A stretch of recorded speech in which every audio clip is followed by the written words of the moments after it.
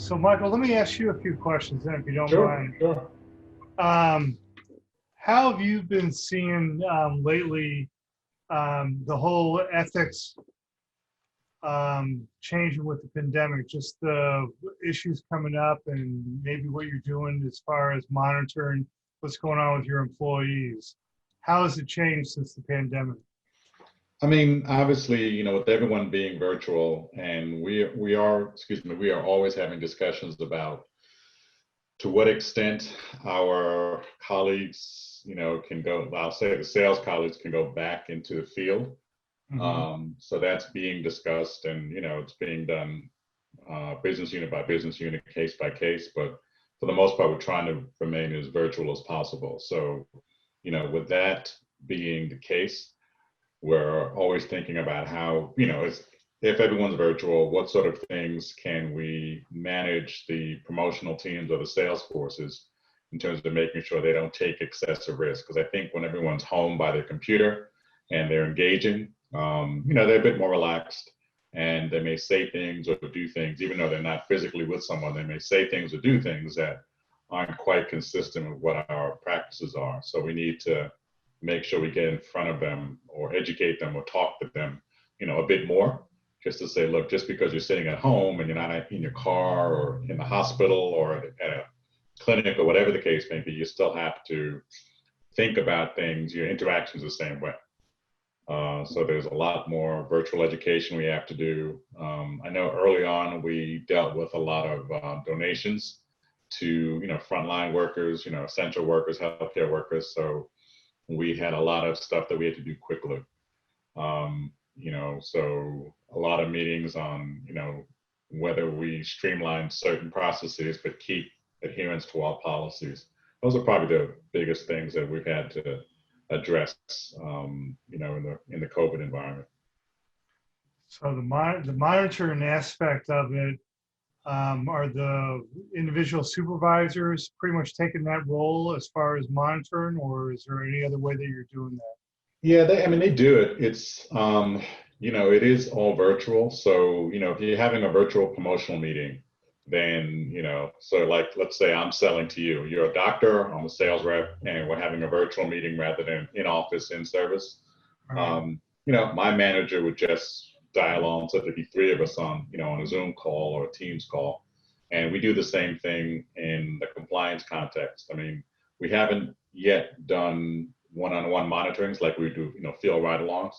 We've mostly done it for big meetings like, I guess, what do you call it? Just the education sessions, training sessions, HCP. We have done it for a few ad boards, advisory boards. So, that stuff is being done virtually. So we just dial into those. But we haven't done them for one-on-one, virtual promotional meetings yet. But, depending on how long this goes and how, much the virtual telesales, virtual sales activities go on, we will start doing those as well. Because it's easier to do, frankly. You don't have to meet somebody in a parking lot and drive around with them all day. You just dial into certain sessions. Whether you stick with them all day or you say, look, I'll, whatever calls you have between 8 and 12, I'm going to dial into those. It's a lot easier to manage. Yeah, I can absolutely imagine that.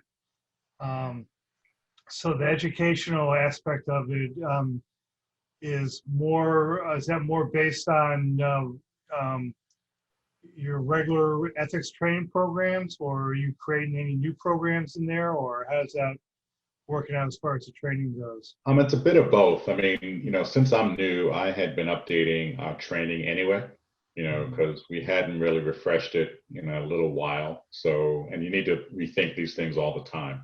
So, we have tried to jazz up our training a bit. I mean, everything that we're delivering, whether it's national sales meetings, which we squeezed in a couple before COVID, and now we're doing a lot more town halls, more localized regional meetings. So we have jazzed up the training for all of those large gatherings. I'm actually reading a deck for some distributor training, which, we're going to continue to do those by pushing out decks, PowerPoint decks, but I want to try and, take a different approach to those as well. So we're making, we're punching up the content, making it a little bit more interesting, reducing the text but still conveying the same message.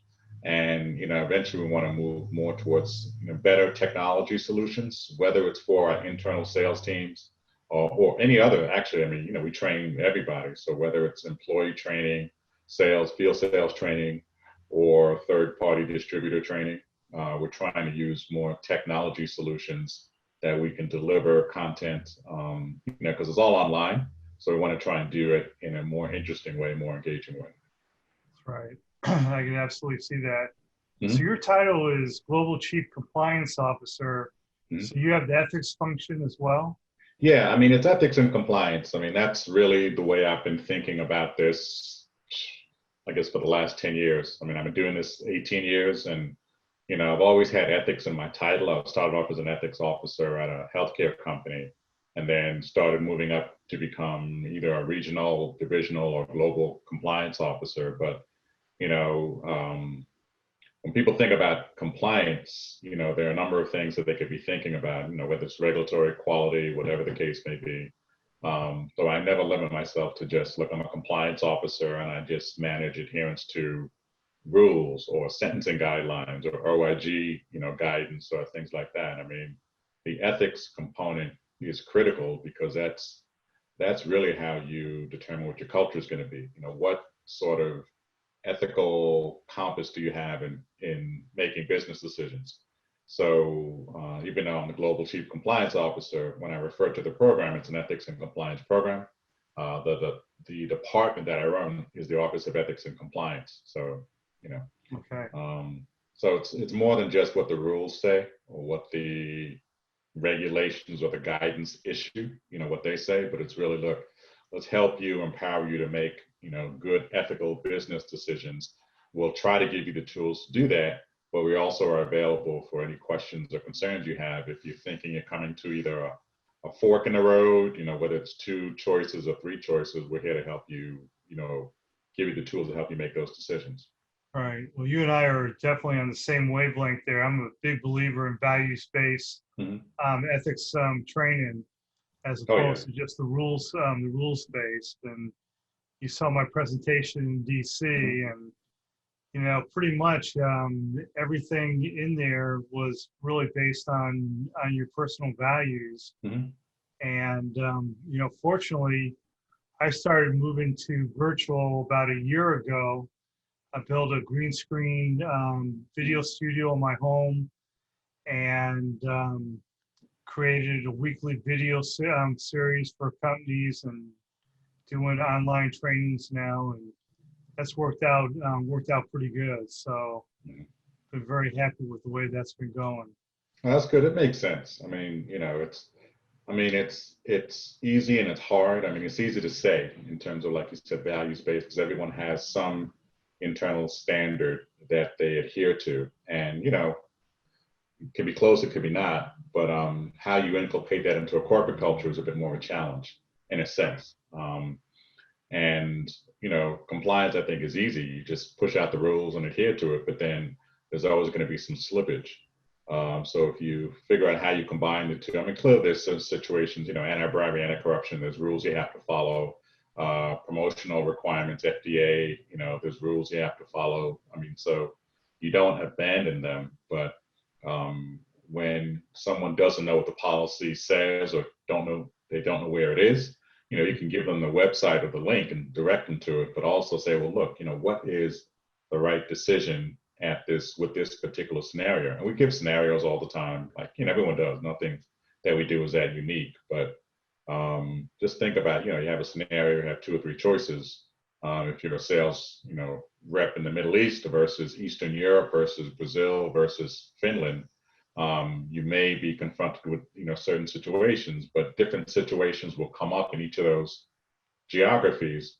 And you have to figure out, well, the rule says this, but this situation doesn't exactly speak to what the rule says.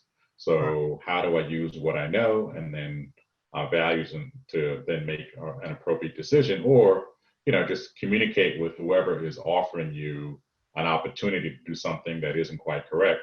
And then sometimes it's not just yes or no, but it's like you respond in a way that hopefully doesn't damage a relationship if it needs to be maintained. Sometimes you have to walk away, but sometimes you can maintain a relationship, but respond in a way that protects it while still adhering to your values. So, Yeah. that's what we try to move to. I mean, it's a journey. It's never going to end. But Yeah, it's a challenge because really what you're looking at is trying to get the whole team on the same speaking the same language. mhm, So when you're talking about ethics and you're talking about values-based ethics, you have to be able to communicate that in all those different languages, mhm, and it's got to be incorporated into the culture. So you got to get everybody speaking the same language, absolutely.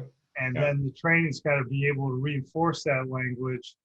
And then all the leaders have to be in place in order to make sure that they're reinforcing it with all their employees. And mhm, obviously leadership changes all the time. You have new generation of leaders coming up all the time, I'm sure, mhm. in sales or wherever it's relevant.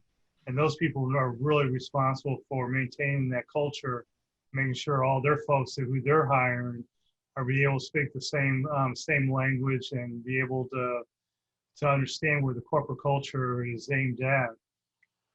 Yeah, So, absolutely. I mean, that is important. I mean, you've got to have leaders, both at the very top, whether it's CEO level or, divisional leaders, business unit leaders, function leaders, middle level that, like you said, are speaking the right language, are conveying the similar consistent messaging that people then will, who are not in the management role, who are in the field or on the line, hear those things over and over again and realize, yeah, um, this is something that is baked into the organization and I should adhere to it and inculcate myself or incorporate it into how I do my job, whatever it is.